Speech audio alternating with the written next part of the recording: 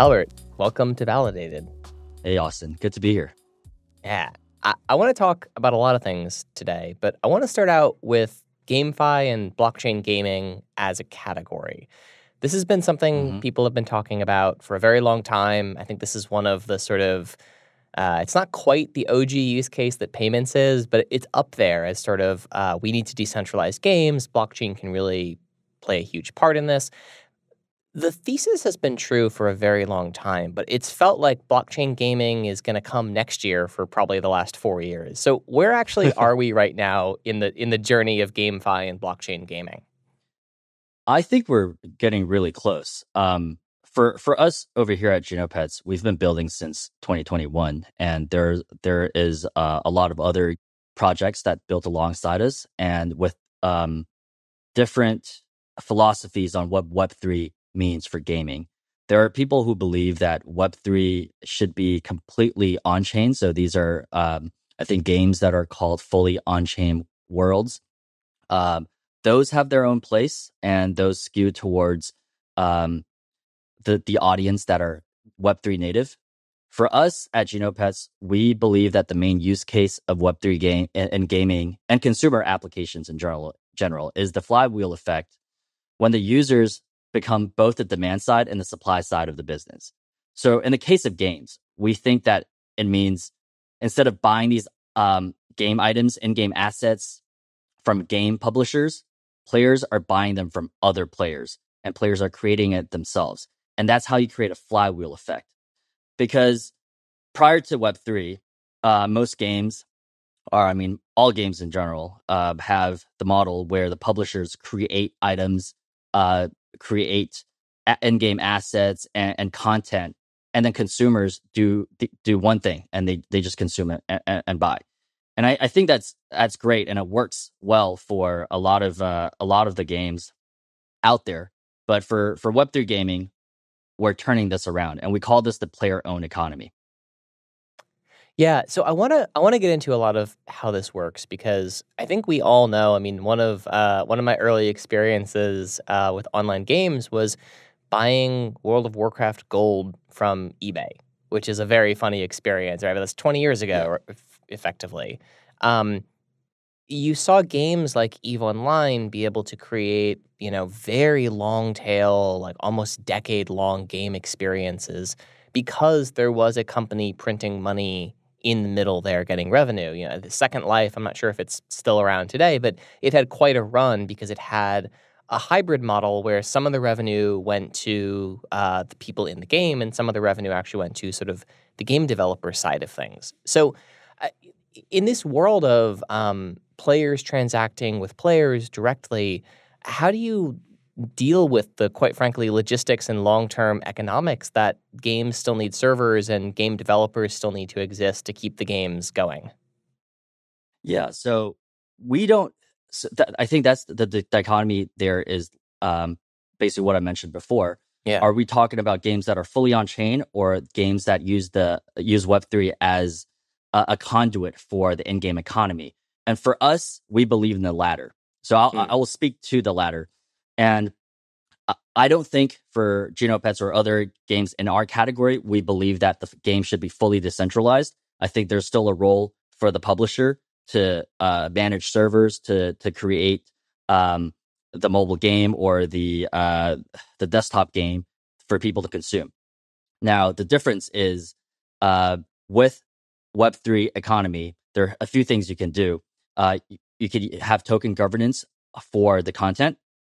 And then as part of that governance, you can decide on the cost for creating these items and the cost for the burning these items or the use cases for these items. So that's what we actually have going and will have in the future. Most of the settings for economic syncs for our items and the crafting recipes to create these items are all on-chain and upgradable and can be governed. So yeah, so in that case, I think to answer your question, to make it balanced, we want a very specific part of the game, which is the economic side of the game, to be decentralized and governed by the players. But everything else, we keep it as part of the publishers. Nice. So I want to get into a bunch of how you guys are tying into Solana DeFi and all those sorts of things. But before we get into that, just give me an overview of Genopets. What is the sort of gameplay style? How do folks get involved? And how long has the game actually been live? Cool, yeah. So Genopets is a gamified habit app that rewards players for living a healthy lifestyle. So you raise a digital pet powered by the steps that you take every day. So think Tamagotchi or Pokemon Go. You take care of it by taking care of yourself. You customize it, and then you use your pet to compete against other players. Now, you can level up and upgrade your pet with various items and in-game assets such as augments, boosts, cosmetic skins. Like I was mentioning before, these items are crafted by other players in the Web3 side of the game. And the Web3 side of the game is an optional expansion pack, so to speak. So we created economy this way so that the mobile players are the buy side, and the mobile app experience is mostly a Web3 invisible experience.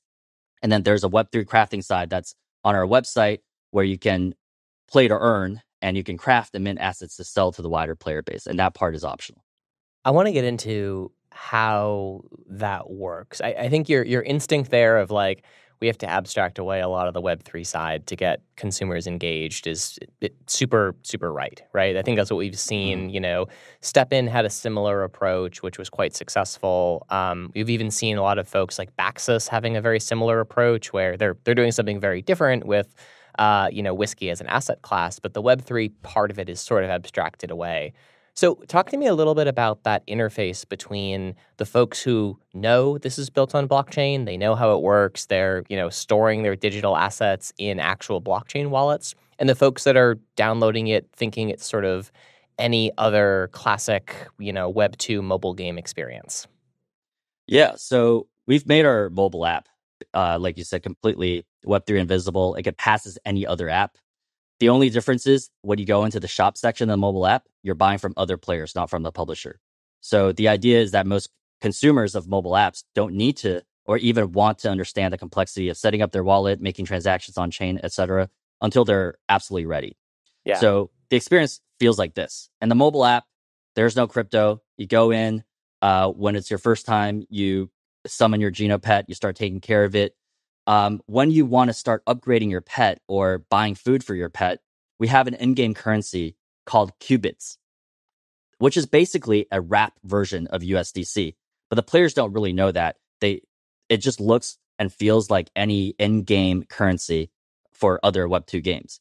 Now, and similar to other Web2 games, this is also purchased via regular in-app purchase. So for those that don't play games on mobile, think Apple Pay. So you just double-click your lock button, and then you can pay via your linked credit card. So after you do that, you get these in-game currency that we call qubits. Now, with the qubits, we've partnered with a Solana project called CoinFlow to make it so that every purchase of qubits is mapped with a corresponding USDC wrapping on chain. So these qubits can be used to purchase on-chain assets in the background for the player. On the other side, there's a Web3 part of the game. So on our website, we built an on-chain marketplace for in-game assets. We built it on Phoenix DEX. So that's something I would talk about. Love Phoenix when they first launched last year. I was looking at it for a while. But anyway, this marketplace functions just like any NFT marketplace. You buy and sell any in-game assets. You connect your wallet, you list, you buy. Done. Very, very simple for Web3 natives. On the mobile app, these listings become viewable, but the prices appear as qubits. So when a player purchases the item in the game, it feels like purchasing an in-game asset sold by the publisher. But in the background, the ask on the order book is actually taken on chain. And the marketplace fees and everything are swapped to our native token Gene as a buyback. And this is all done in one atomic transaction to make it feel as close to a Web2 experience as possible.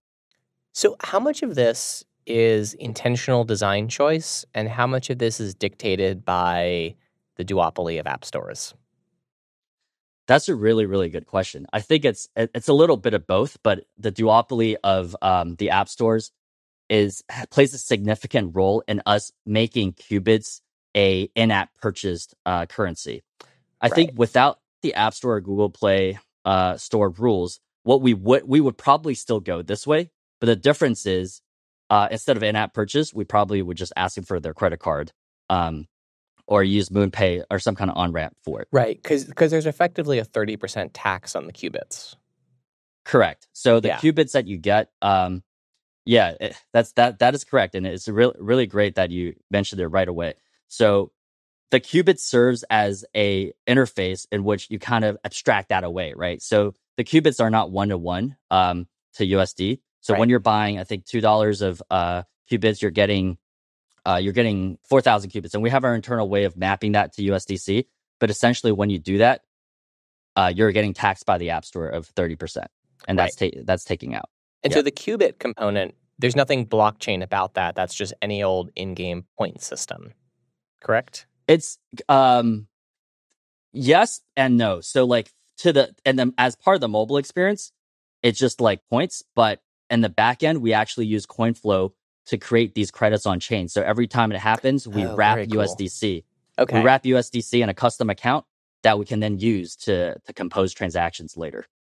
Yeah, that's really interesting that you guys are actually, because the way I sort of assume, I think most people might assume this works is I buy qubits with my credit card, Apple takes their 30% cut, and then when, I take these qubits and go buy something that's actually coming on chain from, Phoenix or another DeFi order system, you're basically filling at that point from cash reserves. But you guys actually go ahead and secure USDC on chain to basically make that one atomic transaction. Yeah, so we made that decision. You could absolutely do that as well, basically serving as a centralized exchange in a way. Yes. The way we were thinking about it is that we want as little of that complexity as possible. And the closer you can get to a non-custodial experience, the better, for both development purposes and just for user experience purposes. So we call this approach the semi-custodial approach, because we're doing things for their using their wallet, but we're not actually we don't actually own the wallet, and it's not, the transactions aren't taking place in a centralized ledger. It is actually just being done on chain, so we don't have to reconcile that.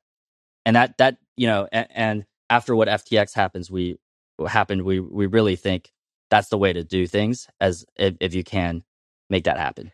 Yeah, I kind of love this as an example of how you can build things on blockchain that are actually more efficient than if you had to do sort of the Web 2 counterpart. Because if you guys could be running a giant peer-to-peer asset trading system that used these qubits and credits and actually had no blockchain involved, but there would just be a lot of custody risk for you as a company at that point. And it's pretty cool that you guys have been able to drive away that people can still pay with in-game purchases through the App Store, but fundamentally what they're dealing with is something that is backed up by a blockchain.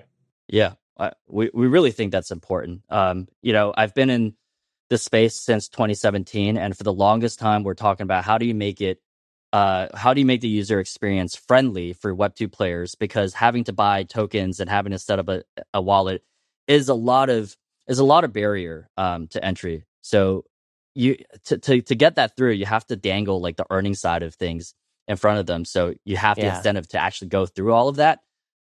But our idea is that there's a huge amount of other potential users that you can onboard into Web3, but they're not ready from the get-go. So this is kind of like a Trojan horse for Web3. You get them into a game that seems familiar, but then it's semi-custodial, and if they want to and are interested in self-custody, there's an option for it. So I want to talk a little bit about the on-chain DeFi side of things. You guys are using Phoenix primarily, but are you tying into other pieces of Solana DeFi as well? Yeah, we use Orca as well for just AMM swaps for buyback of the Gene token with marketplace fees. So these are the two main protocols that we compose right now. Yeah. So what was the decision to pick Phoenix? Phoenix is built a little bit different than a lot of the other dexes and order books on Solana. Yeah. So this is a great story, because to start, I have to talk about how our in-game assets are represented. So we use semi-fungible tokens, SFTs, for our in-game assets.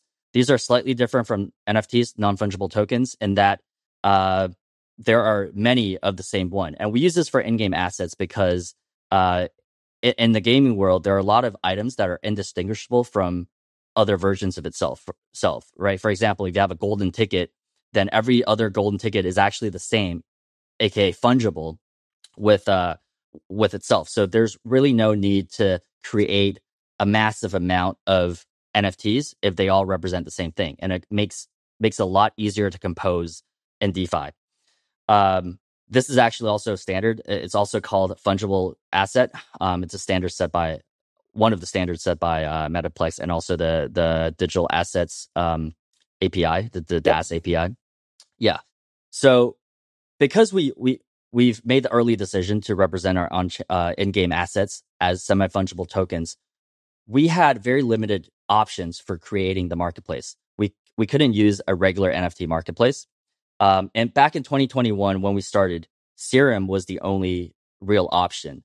And you had other projects such as Star Atlas that just built their entire in-game asset marketplace on Serum. And around middle of 2022, we partnered with Magic Eden and Bonfida to create Serum V4. That's a version of Serum that takes into account creators' royalty. Mm-hmm. And even today, if you go on Magic Eden and go to their semi-fungible token section, that composes Serum V4. Sorry, Serum V4. Now, I actually met the founders of Phoenix at Breakpoint 2022. And I remember the first thing I asked was, what makes Phoenix different from Serum? Yeah. And the number one thing is it's crankless. Yes. Now, for most people, that might not mean a lot, right? But for us, it's huge, because in order to get as close to a Web 2 experience as possible, you need to make transactions as atomic as possible. And also, if you're grabbing all these sources of accounts and data and composing with all these different DeFi protocols, you need the transaction to be atomic and composable. So the term that we've heard people use for a while now is atomic composability. Yeah, the term is thrown around a lot, but it actually has huge user experience implications for consumer apps and gaming. In Serum, you had to crank it, so there was no way to know whether your transaction, what price your purchase settled at, until the crank passes. And that's very different from a Web 2 experience. So basically, you send a transaction and then you kind of wait. Maybe it doesn't take that long, but from our experience, it takes about like 5 to 10 seconds before you know, oh, okay. Yeah. So that's how it's settled. So Phoenix, really, there's a lot of good things about it, but this is the number one reason we chose Phoenix, because with it being crankless, you can actually finish an atomic purchase instruction and then add other things, other instructions within it. And that whole thing becomes one atomic transaction, leading to a really, really good Web 2-like user experience. Yeah, so talk to me a little bit about transaction formation and sort of this process here, because one of the things with Solana transactions is they're CU limited in a way that on slower networks like Ethereum, a transaction can spiral out and do lots of things. Yeah. Now that transaction might cost $20 to execute, and it might, you might have to wait a minute or two to know it's actually confirmed. But what sort of design decisions did you have to make to build something like this on Solana?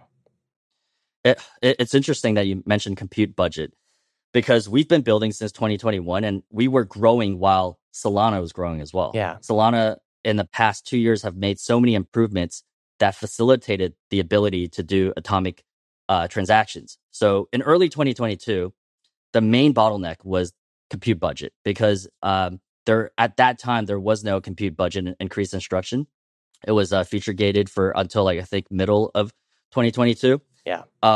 So we couldn't do it back then. And then after that was passed, then you can start creating transactions with compute budget increase. So you can do transactions that uses huge compute, but then you have another bottleneck, which is the transaction size. Yes. Right? The transaction size, because of the MTU limit and everything, is relatively small, and I think something like 40 accounts or 50. I forget the exact number, but you had a limit of the number of accounts that you can pass in, which is a direct bottleneck for something that we wanted to do. Because if you wanted to do an orca swap, and a Phoenix Dex swap and unwrapping the USDC on a CoinFlow program all in the same transaction, we need about 50 to 60 accounts.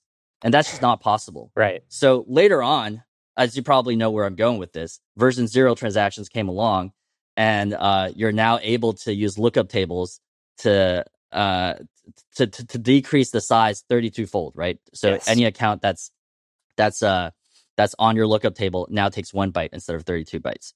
That was huge.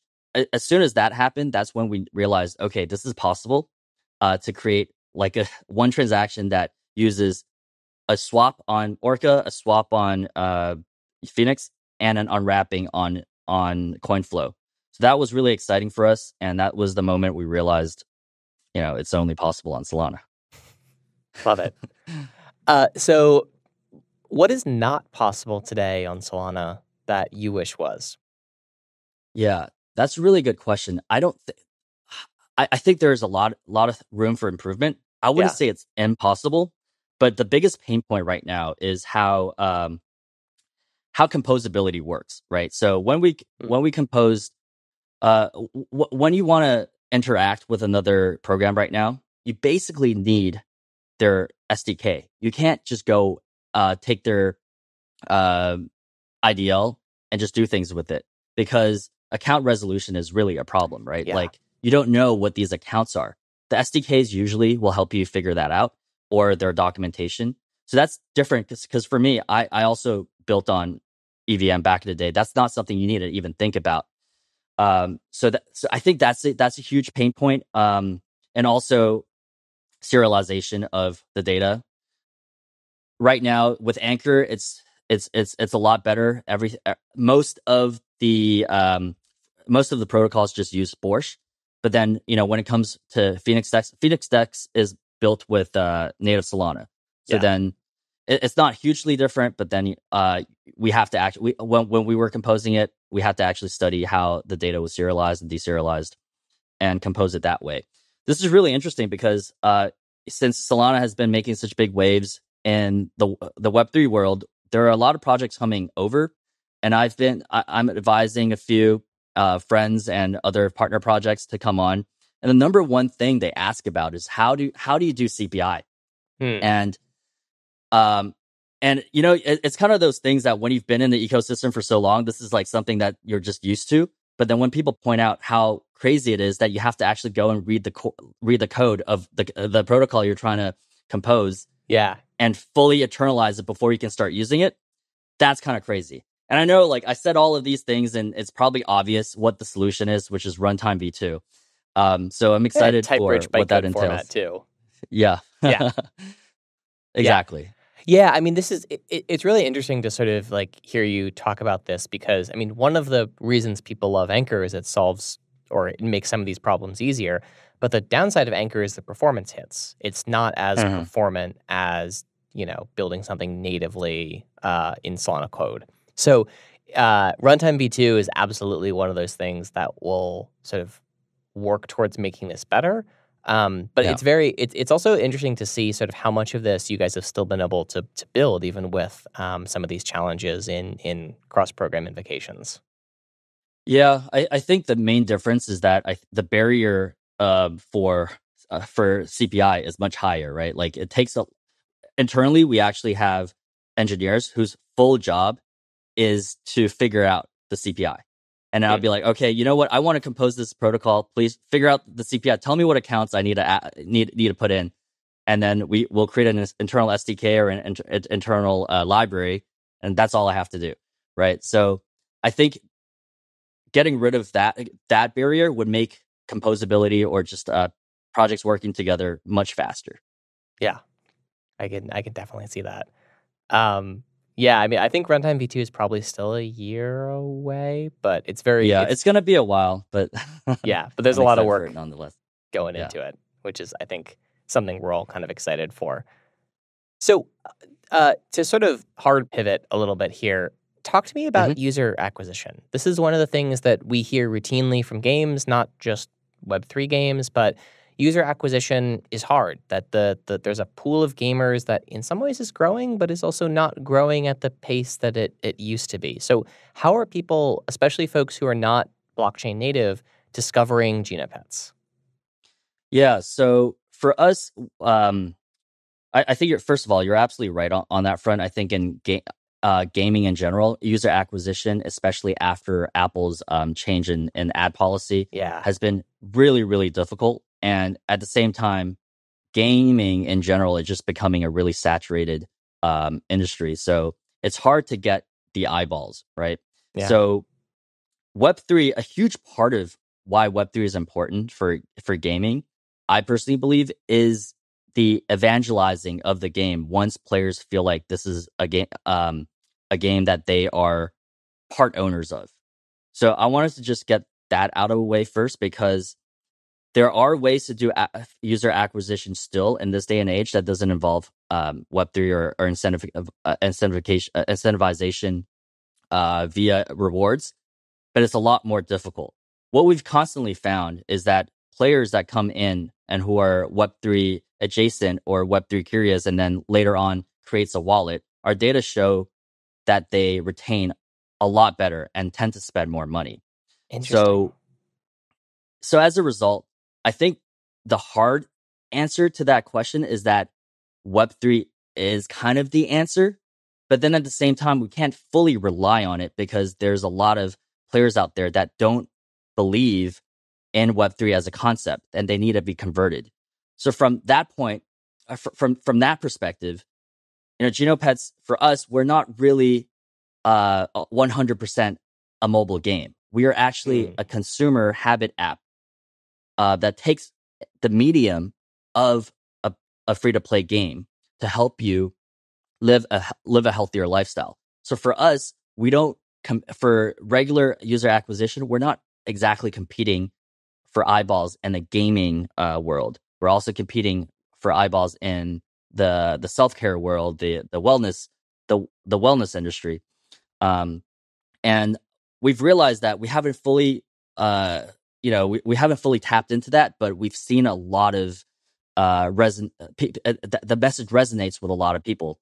And we constantly get messages from players saying, hey, my friend recommended this app to me for me to get healthier and lose weight, and I've walked consistently 10,000 steps every day for the last two months, and then here's my results. So that's kind of like the angle that we've seen that's been pretty useful for user acquisition, and we're able to really expand that and just have people refer each other that way. I think in the coming year we're going to tap a little more into that field in terms of user acquisition channels. But for now, this is kind of like what we find interesting. Yeah.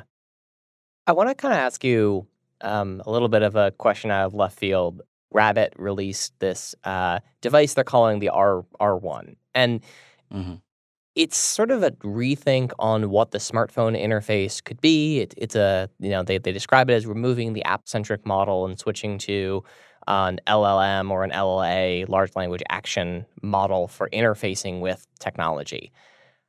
How much of the design decisions that you've made, how much of the way you've built Genopets is dictated by the limitations imposed on you in these very walled garden mobile ecosystems? And how would you maybe consider building the game and the product differently if you'd had a truly open platform to build on? Yeah, I think that's a really interesting question, because for Rabbit, they're envisioning a world where apps are not something that people build, but are something that the AI will give it to you on demand. Yeah. Earlier on, when we were planning on building the app, we threw around some ideas about building custom hardware to really learn everything there is about you, because steps is just the first thing that we're tracking. We aim to track sleep, heart rate, all kinds of things. Yeah. And the biggest barrier that we ran into is that not everybody has these devices. So then to start, we started with the step count, because everybody can track their steps using their smartphone. Now, in a world where there's an open system and we are not tied down by the fact that everyone just has one iPhone or one Android, there's a world where we could build this as an integrated hardware system and market it a little differently, right? Instead of it being an app on your phone, maybe it's a wearable, but that's also a game inside of your wearable. These are ideas that we've thrown around internally, but obviously, given what is possible and what is the norm today, we've built a mobile app. But really, really interesting to think about. So if folks want to try out the game, if folks want to actually check out some of the code you guys have made, where can they find more information about the project? Yeah, so you can follow us on Twitter at Genopets. If you download the game from the App Store or Google Play Store, you can enter the invite code validated, and you'll get some free food and toys for your pet. On our Twitter, we infrequently publish our technical our technical achievements. So I think that's a good place to start. Or you can join our Discord, and I'm in there a lot, and I talk about the tech we've built. Awesome. Well, Albert, this has been fascinating. This got a lot more deep technically than I was expecting it to. Really glad we went into a lot of those details on how you guys actually built this thing. And thanks for coming on Validated. Amazing. Yeah. It's funny because a lot of times people think GameFi and they immediately dive into gameplay and gaming, in-game economy and all sorts of things. But there's a lot of tech involved in composing DeFi, and Web3 gaming. So I'm glad to be here and shed light on that. So thank you. Awesome.